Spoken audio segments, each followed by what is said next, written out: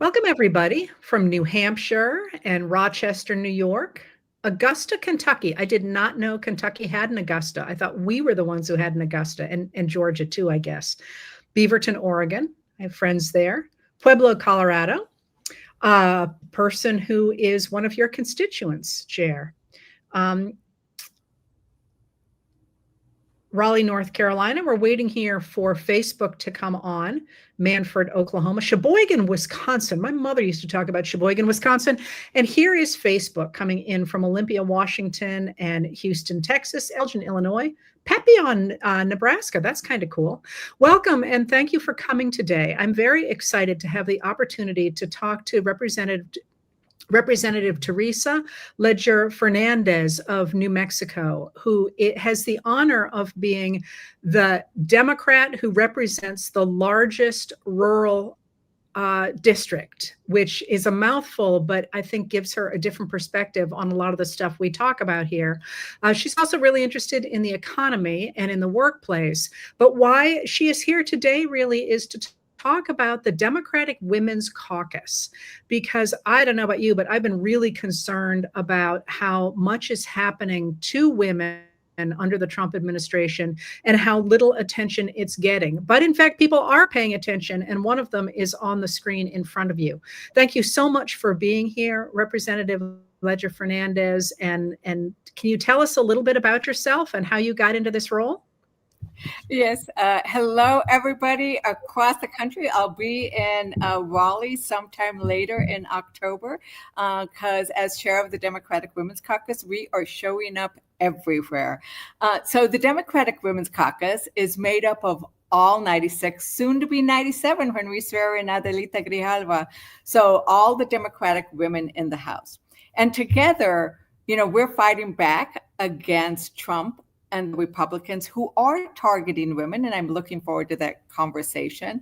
We are building a network of what I call storytellers and story makers, because we need to address what women face today, and importantly, what we want for that future. And a bit of my own story. So I'm from rural New Mexico. My mother had 7 children.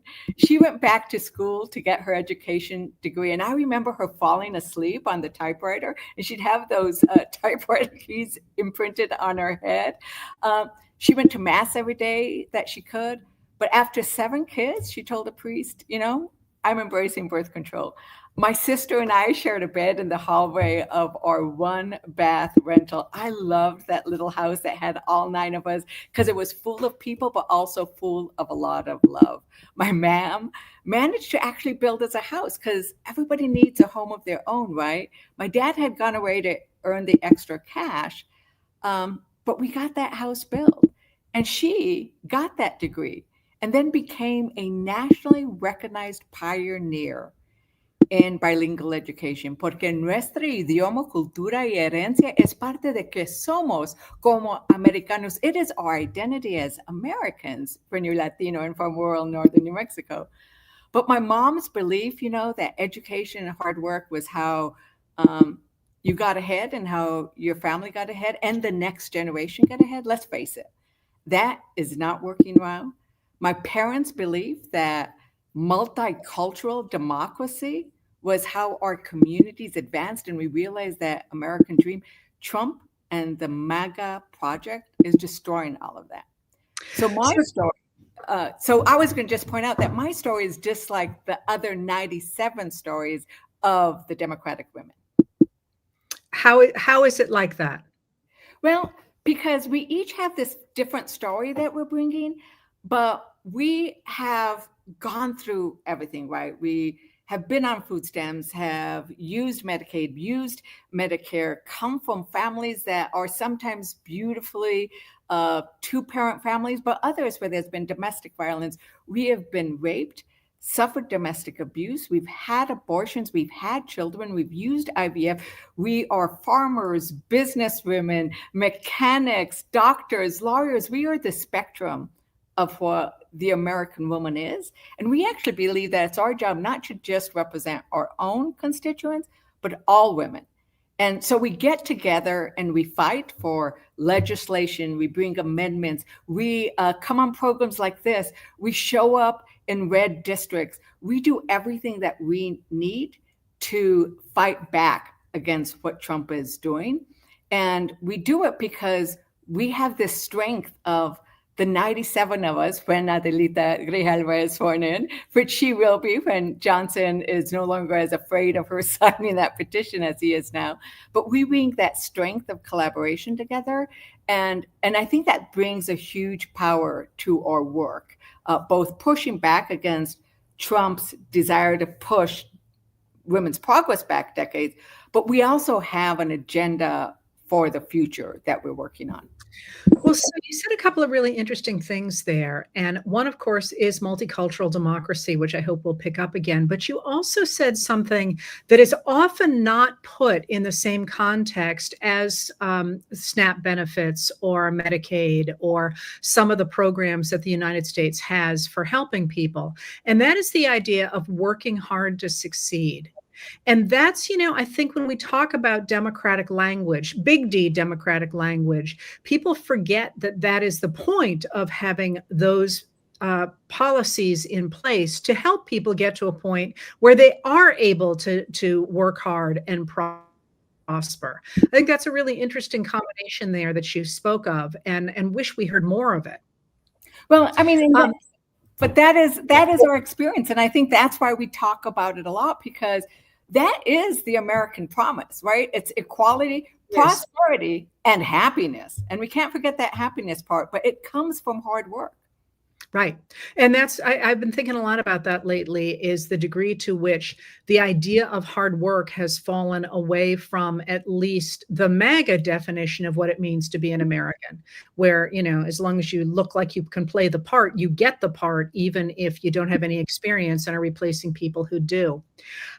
Let's talk a little bit about this moment for women, because I'd actually like to hear about how the Democratic Women's Caucus began, but then this does feel like it is a particularly fraught moment for women's rights in the United States, not just the overturning of Roe v. Wade in 2022, but also the things that have happened since Donald Trump took office in January of 2017. Can you walk us through how the caucus began? And of course, now it's the biggest it's ever been, and why this particular moment feels as if it is so dangerous for American women. So the caucus began because, we actually elected the first woman to Congress before we even had the right to vote, right? But we really didn't get the kind of critical mass we needed, not even in 1990. But then we started seeing, Emily's List, other different advocacy organizations said we need more women in Congress.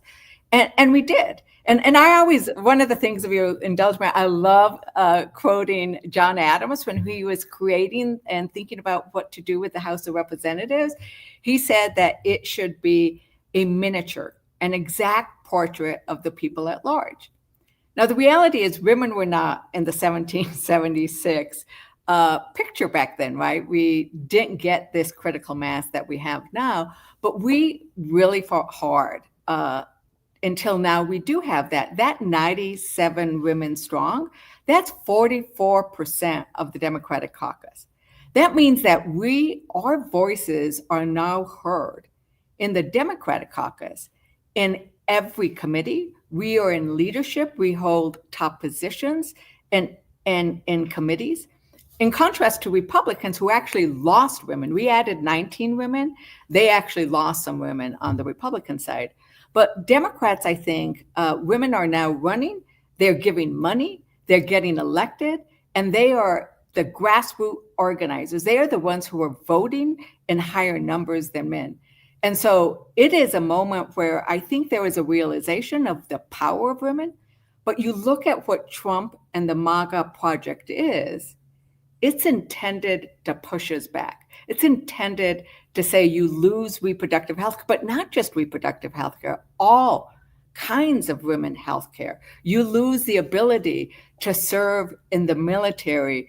It was so insulting what he did to have a Fox News commentator talk about that we're not going to let women in anymore during combat, when there has never been a gender physical requirement. It has been a physical requirement that women meet.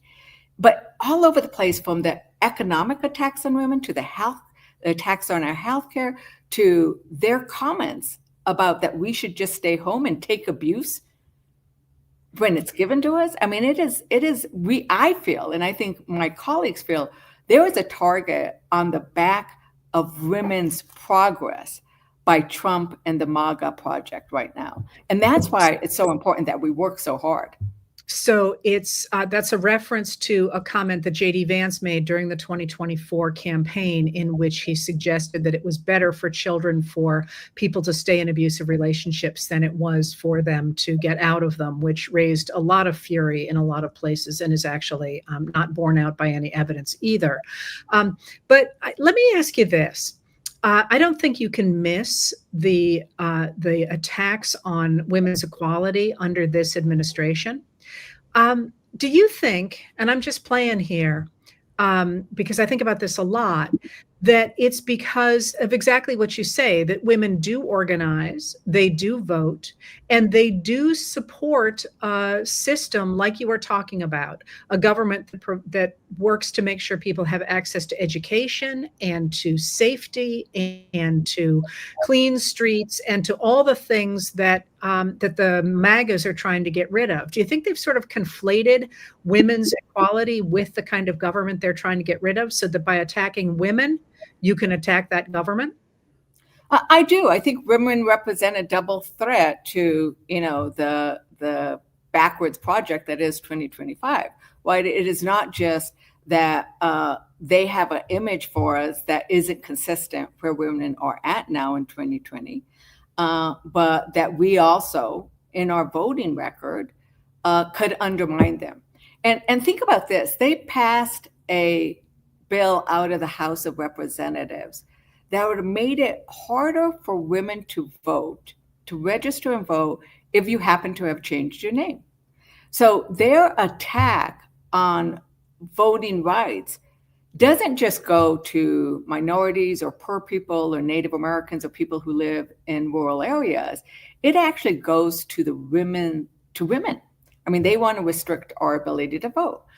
They want to restrict our ability to succeed. And when they, I always say, when they attack DEI, look at what it is. It's diversity, equity, and inclusion. Like, who can be against equity? And I say that we've probably seen it with discrimination, corruption, and inequality, right?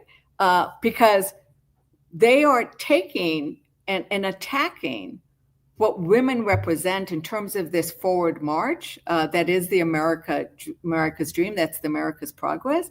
They're both attacking women and our place in it, and they are undermining our ability to actually participate in democracy in a way so that we can shape that vision of prosperity, equality, and happiness. It is a very funny thing to watch this administration trying to claw back a certain kind of sort of 1950s, 1960s manufacturing to the United States, when manufacturing is gone because of automation. And one of the reasons that women are succeeding in the economy in ways that men aren't is because they got the skills they needed to succeed in a service-based economy. And the tide is never going to turn back. I just think it's fascinating that you watch Trump especially, but the people in his administration trying to say, we're going to bring back, the 1960s and the 1970s, as Trump did over the weekend with that video he shared. It ain't coming back.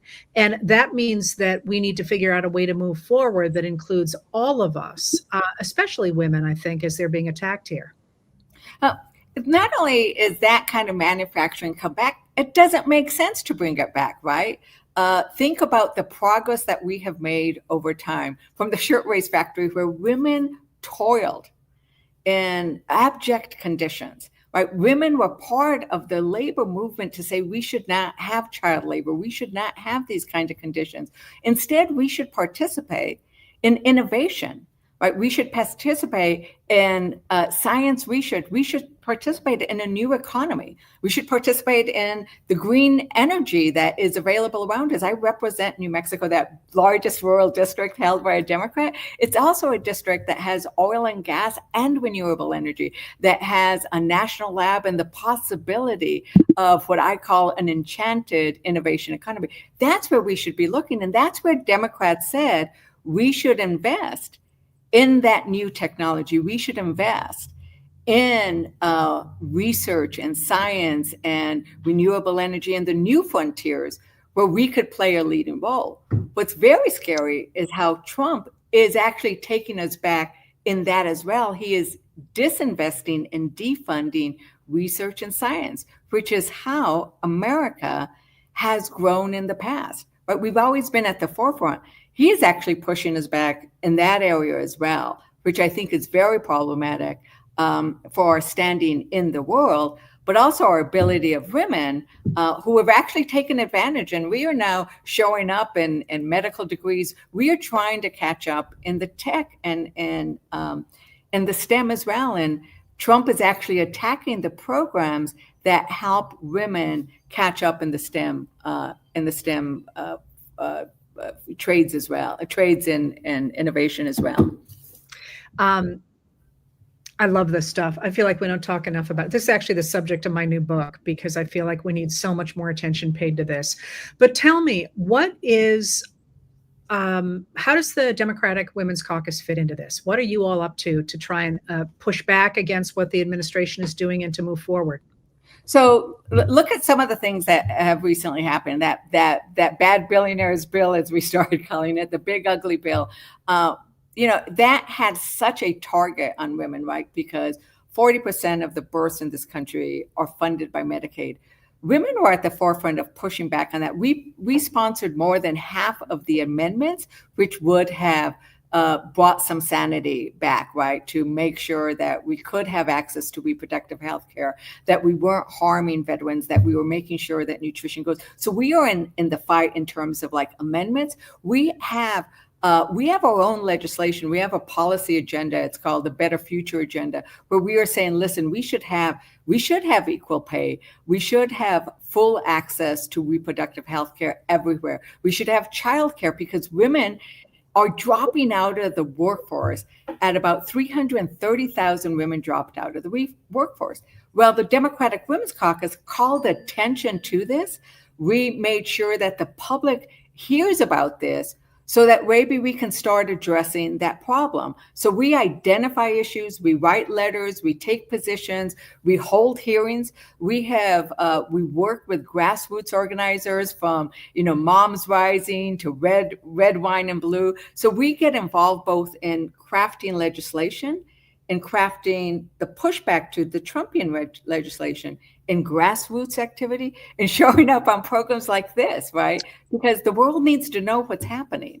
Yes. Can we go back to the amendments? Can you walk us through why that mattered, that you introduced repeated amendments to a bill that in fact never passed? The bill passed and became a law, but the amendments did not become part of it.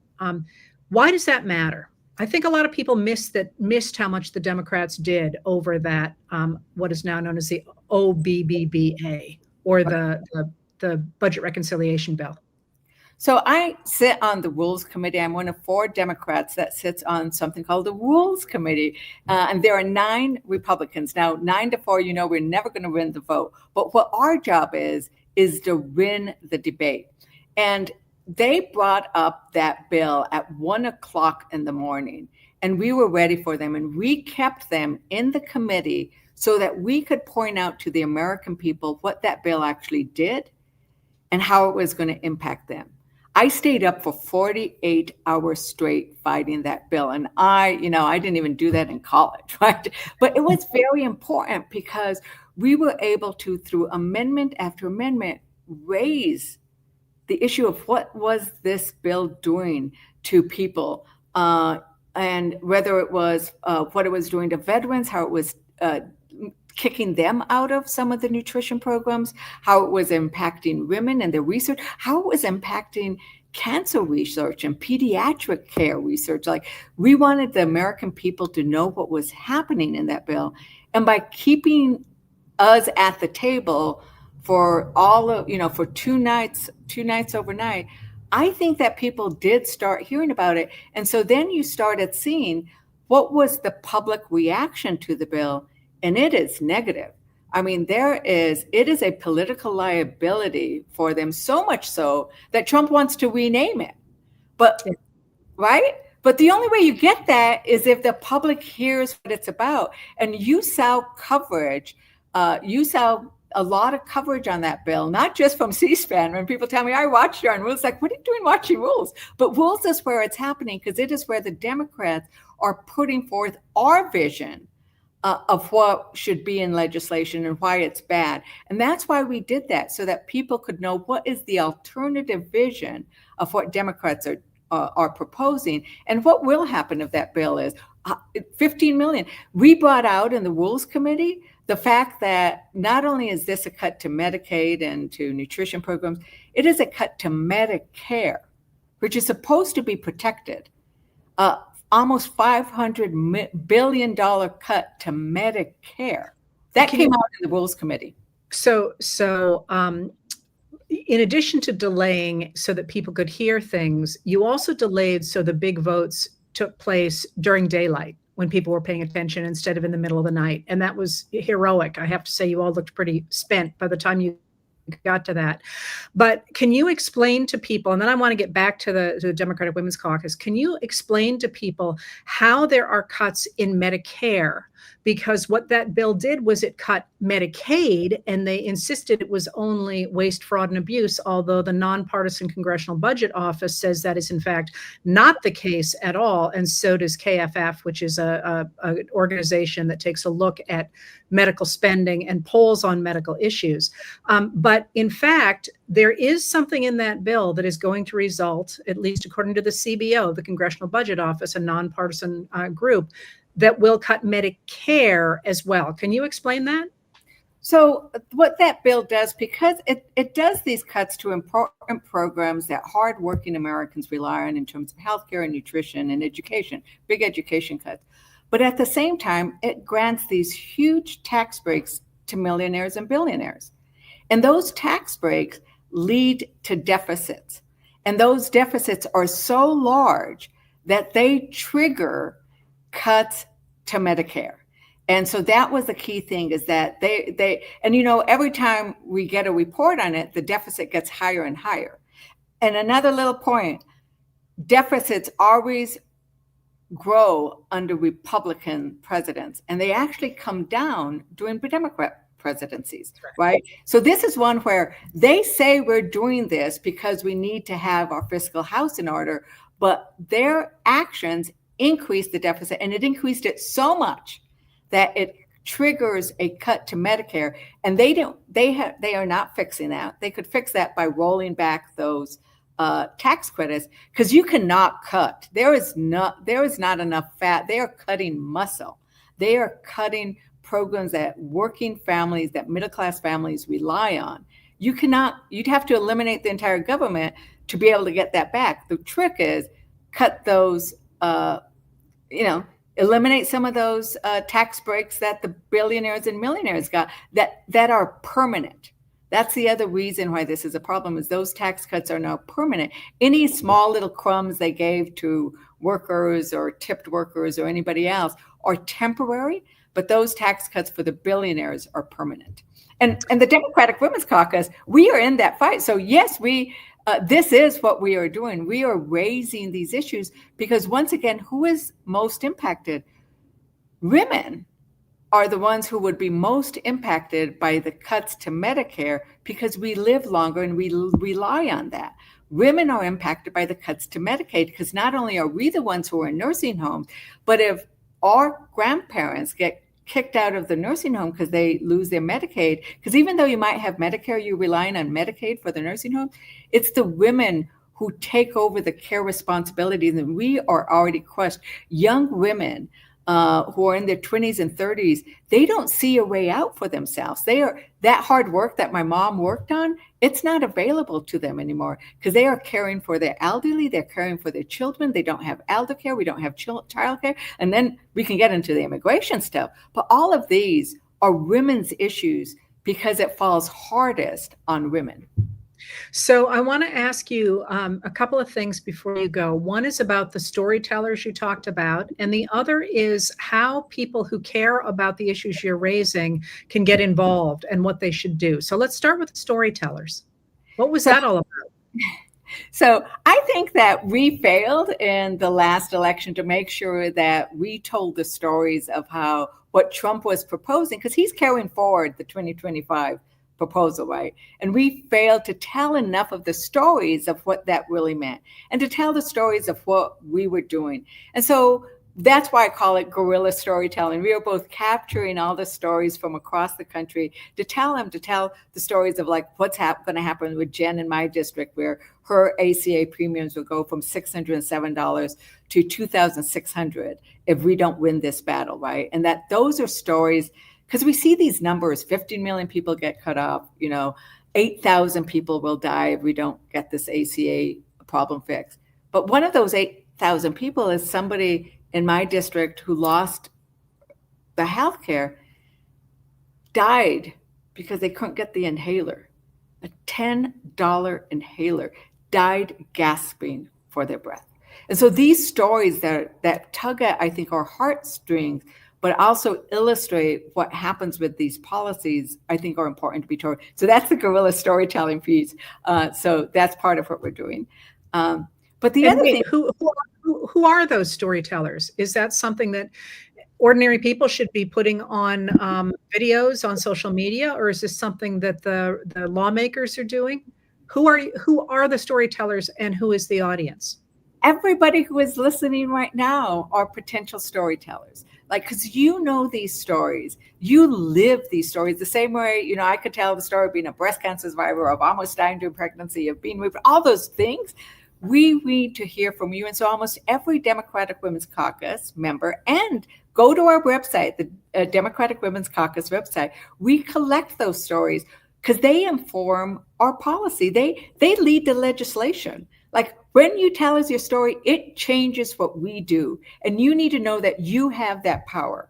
But when you listen to the stories, you then maybe raise it with somebody else. What I say that people can do is we need to actually live the First Amendment. And this came from Deborah Ross, one of our DWC executive committee members. Like, sometimes we all feel frustrated, but we know, and you'd write about this all the time, that women have been part of every movement for American progress, from the Revolutionary War, Civil War, Dolores Huerta, the labor union, Si Se Puede. Like, women have always been involved. And I think women are going to save our democracy. We have the need for affordability, but we also, I think, believe in this American promise. So we need to get out and live the Constitution, live the First Amendment. We have pray in the morning if you want to, but then freedom of press, freedom of speech. Now press, everybody has a little bit of press. Like, your program is listened to by more than many TV programs, right?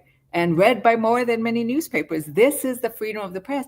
And we have the ability to repost it and to share it, and then to add our own commentary. We are all little mini presses right now. We all have a little bit of freedom of the press, and we need to exercise it because it is public outrage, and it is public.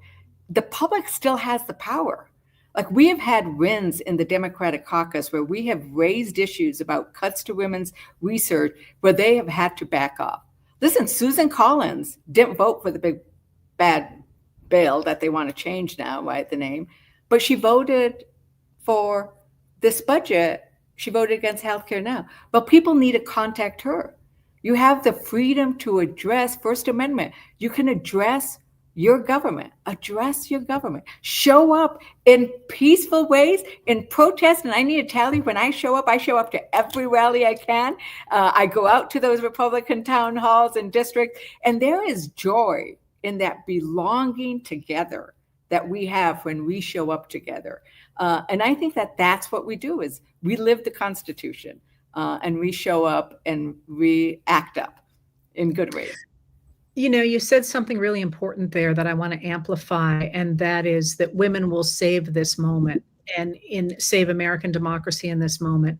And I actually think that's true, because what women are advocating in this moment is truly American history. It is an American world that is good for everybody, not just for women, not just for men, not just for anybody out there, but that is a government that treats everybody as if they are of value, which is the exact opposite of what we are seeing and being handed down from the MAGA Republicans at this point. And I think women articulate that more fully than many male politicians do. So the idea of us speaking up and defending our democracy because we really represent our democracy in a very fundamental way, I think is key to this moment. And I'm so thrilled that the Democratic Women's Caucus is out there trying to get people involved and get them articulating what they'd like to see for the future. Well, thank you. And it is in our DNA as women. And, the Republicans are burning down the house, right? They do not believe that we should have a government that helps us with healthcare and education and these key things that are important and that we've understood are important for decades, for, actually centuries, right? But they are burning down the house. And the other thing I'll say, when we rebuild that house, because we are women, we're not going to put the same old appliances in there, right? We are going to spruce it up. We're going to fix it up because we do need to fix the problems that are hurting families, from affordability to protecting the planet to thinking of those next generations. And I do think that as women, we often think generational. And it's this generational thinking of progress and improvement that I think will indeed come to forefront. And because we show up and vote, we actually have the ability to make that change happen. Well, here, let's go for it. Thank you so much for being here. And let's do this again, because I think there's probably a lot more to talk about here. Thank you so much, Heather. And to all of your listeners out there, thank you for participating in this beautiful thing we call democracy. Thanks, everybody.